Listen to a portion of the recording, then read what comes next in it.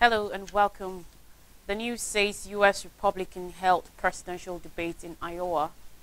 No less than 15 dead in Papua New Guinea rioting. Taiwan braces for Saturday's poll.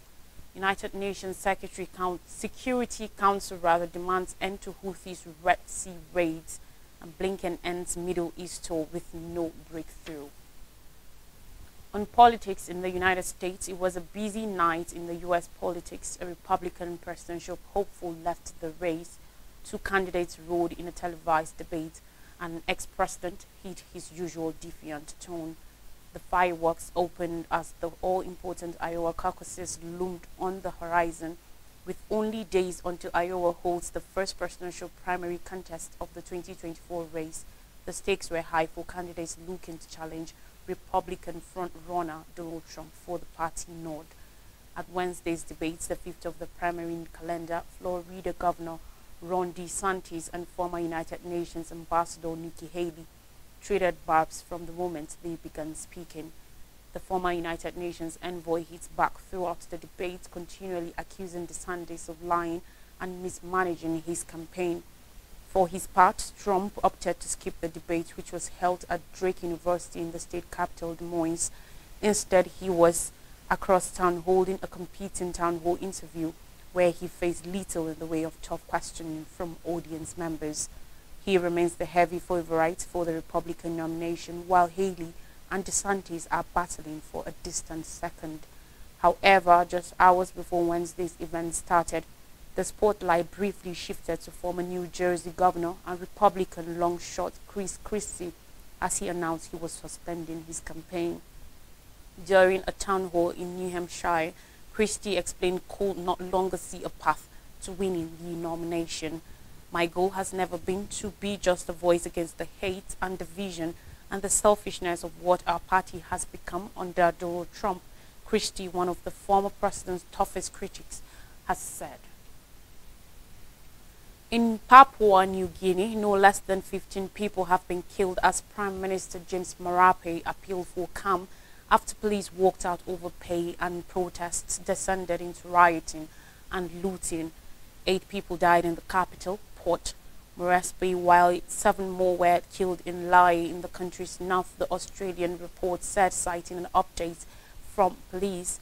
Footage showed thousands in the streets of Port Moresby, with many carrying what appeared to be looted goods. Black smoke on Wednesday billowed over the city and a crowd touched a police car outside the Prime Minister's office.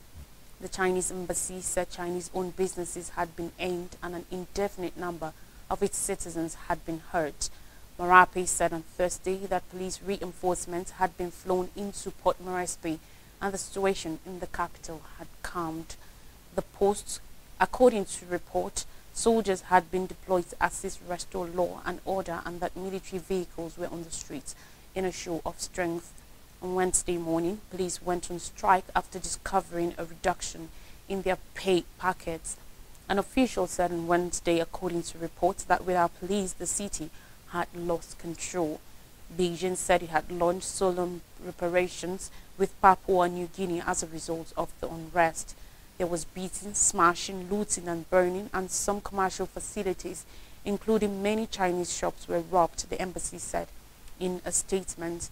The United States Embassy said while police had returned to work, tensions remained high. The relative calm can change at a moment's notice, it said in a statement, adding that it had received reports of violence in several other areas of the country. Anthony Albanese, Australian Prime Minister, said the country's High Commission was monitoring the situation and Canberra had not received any requests for help from Papua New Guinea PNG, which it regularly supports in policing and security. Police in the Pacific Islands nation have struggled with a surge in violent crime over the past years.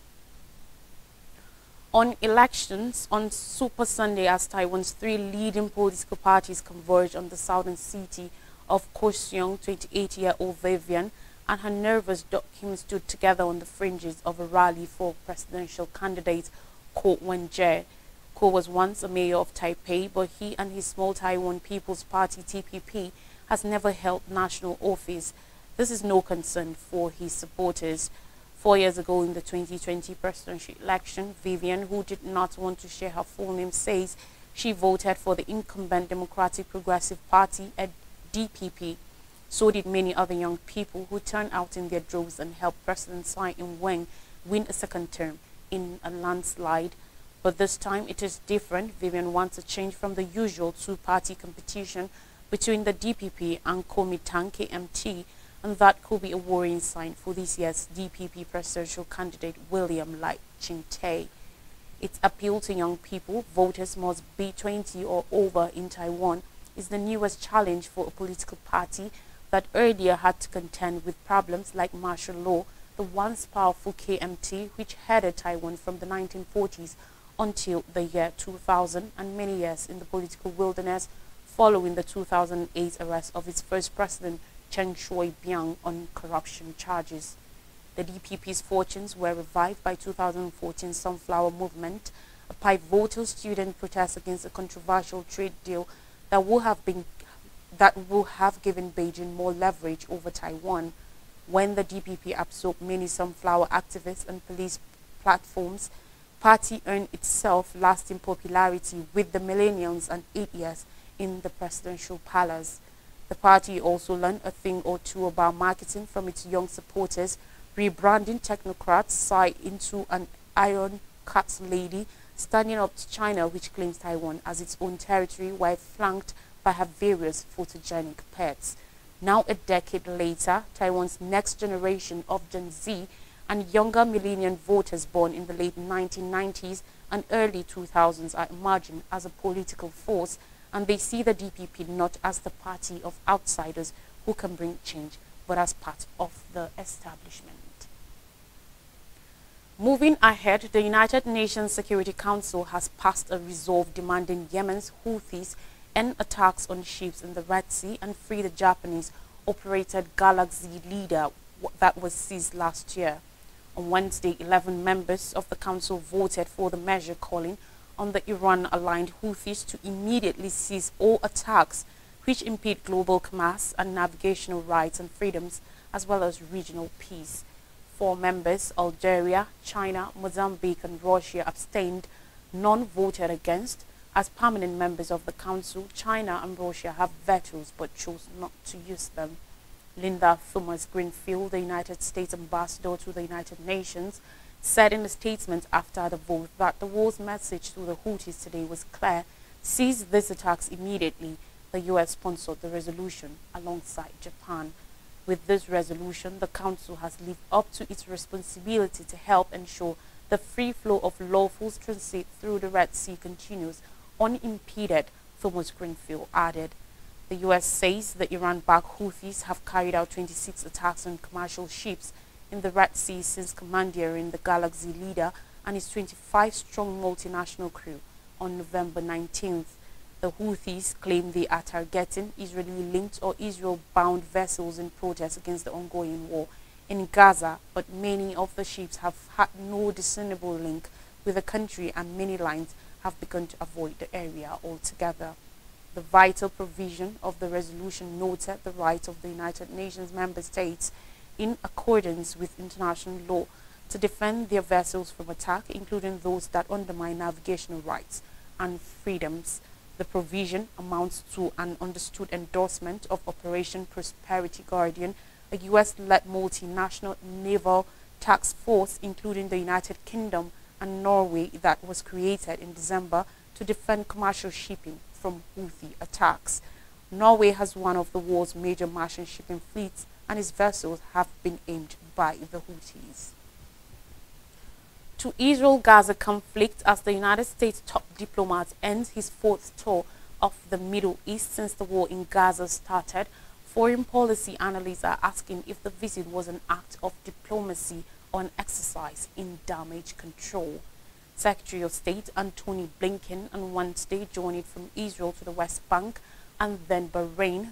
The stops were part of a tour that includes visits to Turkey, Greece, Jordan, Qatar, the United Arab Emirates, and Saudi Arabia, with a final stop in Egypt on Thursday. Much of the attention was on the U.S.'s continued support of Israel as it continues its months-long military campaign in Gaza. An estimated 23,357 Palestinians have died in that offensive amid mounting concerns over human rights violations. In Tel Aviv on Tuesday, Blinken ran through oft-repeated themes that the administration of U.S. President Joe Biden continues to stand with Israel, but that civilian casualties in Gaza remain far too high. Analysts describe the newest tool as an effort at face-saving, as Blinken sought to walk in fine line between exerting influence over Israel and failing to publicly exercise any real leverage. But 3 months into the war, an endgame remains elusive, said Michael Schaffner-Omerman, the director of research for Israel Palestine at Democracy for the Arab War, now known as DAWN. Critics warn that the US and Israel are also articulating different visions for the path forward after the war. In his visit to Tel Aviv, for example, Blinken called on Israel to accept a two-state solution for Palestine, something he again discussed with Palestinian Authority President Mahmoud Abbas on Wednesday. But Netanyahu has continually rejected any moves towards a two-state solution and has said Israel will maintain security control over Gaza for an indefinite period after the war. Two far-right Israeli officials, Security Minister Itamar Ben-Gvir and Finance Minister Bezalel Smotrich, have also voiced a desire for the voluntary migration of Palestinians out of Gaza, something critics have interpreted as a push for ethnic cleansing in the enclave. The latest rhetoric underscored the yawning gap between Washington's vision for a post-war Gaza and what Israel's government is willing to accept, according to Joshua Landis, the director of the Center of Middle East Studies at the University of Oklahoma. On more stories in the shores of Africa, South Africa begins genocide case against Israel at ICJ. The International Court of Justice, ICJ, in The Hague have begun hearing arguments at 10:00 a.m. local time, alleging that Israel is committing genocide in its war in Gaza. South Africa, which has brought the case to the United Nations top court, is asking that the ICJ to act immediately to protect against further severe and irreparable harm to the rights of the Palestinian people under the Genocide Convention, which continues to be violated with impunity. It comes as the assault in Gaza launched in response to the 7th October attacks on Israel by Hamas, in which militants killed 1,200 people, mainly civilians, and took 240 people hostage, continues to wreak a devastating toll. Israel responded furiously when the application was made, calling it baseless and a blood libel. It says it is acting in self-defense to protect Israelis by destroying Hamas. The country's biggest supporter, the US, has dismissed the case as meritless. Both sides' legal teams will have the same amount of time to make their case, approximately 3 hours, with South Africa going first on Thursday and then Israel responding on Friday. Judgment will be reserved until a later date, but could come within weeks. Israel has described the case as preposterous and is set to defend itself. The Israeli military is focusing its operations on the southern city of Khan Younis and refugee camps in central Gaza. WHO laments hindrances in Gaza, Sudan and Ethiopia. Tedros Ghebreyesus, World Health Organization WHO Director General, today said almost 90% of the population of Gaza, 1.9 million people, have been displaced, and with only 15 hospitals are functioning even partly, the lack of clean water and sanitization and overcrowded living conditions are creating the ideal environment for diseases to spread. Dr. Tedros said, according to reports in Geneva, that after 100 days of conflict, the situation in the Gaza Strip was indescribable.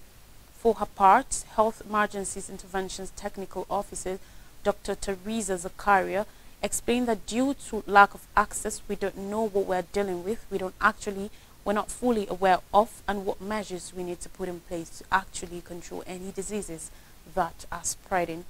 Dr. Tedros said delivering humanitarian aid in Gaza continues to face nearly insurmountable challenges.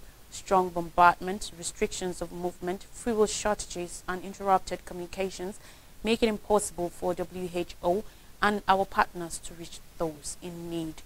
The Director General said WHO has had to cancel 6 planned missions to northern Gaza since the 26th of December when we had our last mission because our requests were rejected and assurances of safe passages were not provided. The mission plan for today has also been cancelled. Briefing from the ground, WHO's representative in the Occupied Palestinian Territory (OPT), Dr. Richard P. Packard, said many missions have been cancelled to the north. What I understand, I think in January 16 or 17 now, out of 21 missions have been cancelled. So that's absolutely not just WHO, that's important missions of fuel, food, fuel and water.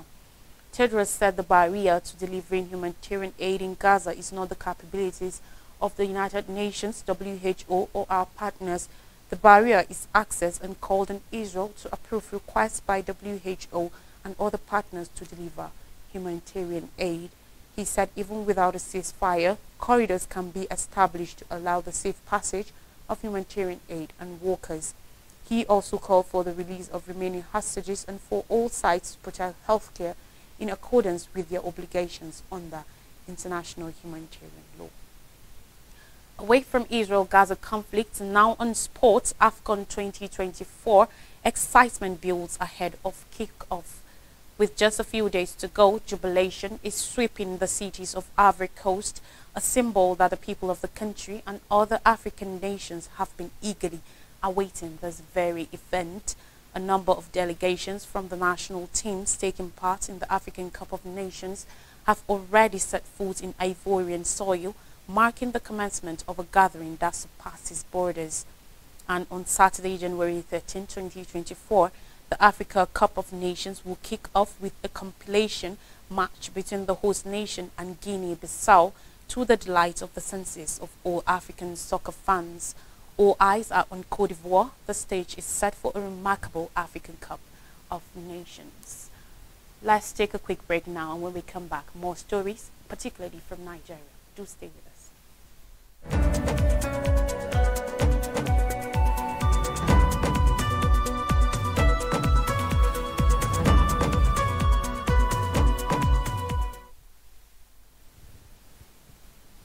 Welcome back. Thanks for staying with us.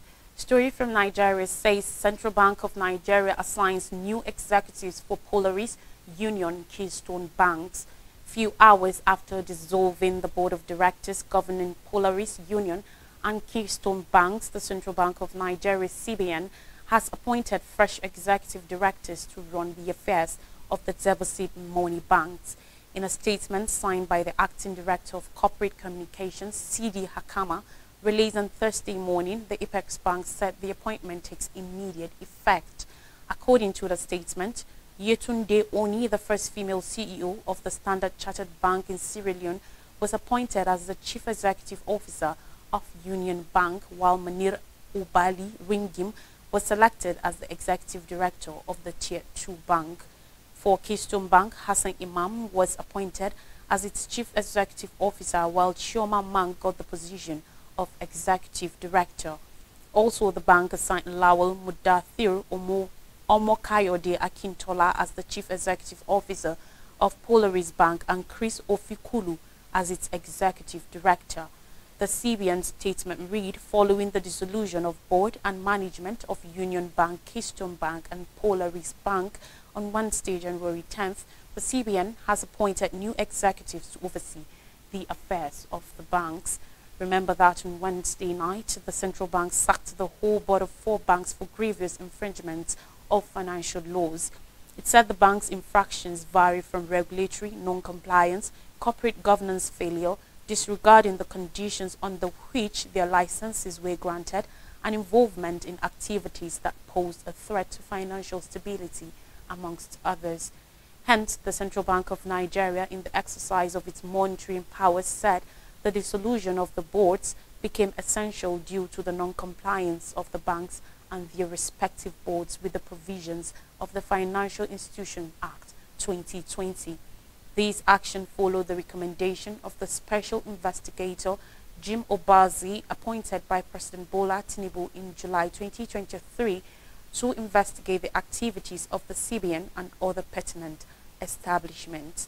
The the report of the special probe into the activities of the CBN had accused the immediate past governor of the Apex Bank, Godwin Emefiele, of acquiring banks for himself through proxies. The report stated that Emefiele used proxies to acquire Union Bank of Nigeria for Titan Trust Bank Limited and Keystone Bank without any evidence of payment. And finally, on the news, Permanent Secretary takes charge from Better Edu. Demands for the probe of the Minister of Interior, Dr. Olubunmi Tunji Ojo, continued yesterday following allegations that a company he has interest in, New Planet Projects Limited, was a beneficiary of a 3 billion naira contract awarded to some companies under questionable circumstances by the embattled Dr. Better Edu. The pressure increased as the Permanent Secretary of the Ministry of Humanitarian Affairs and Poverty Alleviation, Abel Eniton, yesterday took charge of the affairs of the ministry following Monday's suspension of Edu. The change of baton is in line with the directive issued by President Bola Tinubu, who suspended Edu over her suspected involvement in a 585 million naira fraud. Citing conflicts of interest as a key reason, the minister's company ought not to have bidded for the contract if there was ever a bidding done. Lawyer and lead director, Center for Social Justice CSJ, Eze Onyekpere, said the minister should in good faith resign or be suspended to make a way for examination because his action is a clear breach of the public procurement laws. But Shehu Sani, a former lawmaker representing Kaduna Central, disagreed with Onyekpere, saying Tunji Ojo has not violated any law by being a shareholder in a company that got a contract from the Ministry of Humanitarian Affairs and Poverty Alleviation. Sani said the minister has the right to hold shares in the company. Going by the facts represented by Tunji Ojo, he had since 2019 resigned from the company mentioned as beneficiary. It could have been a conflict of interest if he had not resigned. Another look at top stories. U.S. Republican held the presidential debate in Iowa. No less than 15 dead in Papua New Guinea rioting. Taiwan braces for Saturday's elections. United Nations Security Council demands end to Houthis' Red Sea raids. And Blinken ends Middle East tour with no breakthrough. I am Lois Straki from The Crew.